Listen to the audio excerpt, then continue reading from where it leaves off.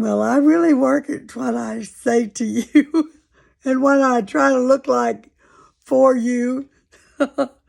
Yesterday at church, there was this wonderful quote on the wall by Helen Keller, who's one of my heroes.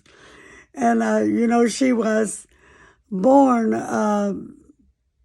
perfectly normal and had a childhood disease that caused her to be blind and deaf and very early in life. And she went through life blind and deaf, but she was a fantastic testimony. And the movie, I've forgotten who played Helen Keller, but I believe Anne Bancroft played her nurse. Anyway, it was a great movie, and you ought to see it. I can't remember. I guess it's just called Helen Keller. I'm not sure.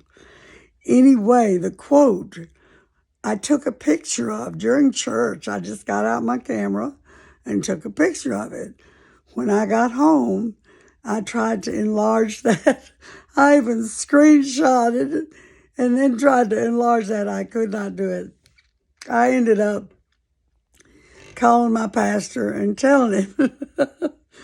Well, I said, I looked up Helen Keller and I got 15 quotes, and none of them were the one that I wanted. And he said, I know that's the best one. I said, yes, it is. So he read it to me. And if you heard this from anybody, you would be impressed. But particularly from somebody who was blind and deaf. And the quote is, I am only one, but I still am one. I cannot do everything, but still I can do something. And because I cannot do everything, I will not refuse to do something that I can do. Isn't that awesome? Because there are people, that sit around all day, every day doing nothing and accomplishing nothing, not only not for themselves, but not for anybody else either.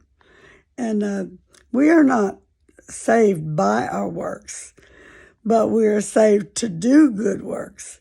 We have works that we can do after we're saved, but we don't have to do them to get saved. Does that make sense? Well, it's just a wonderful thing to hear people say, I need to do so-and-so. I am going to accomplish such and such.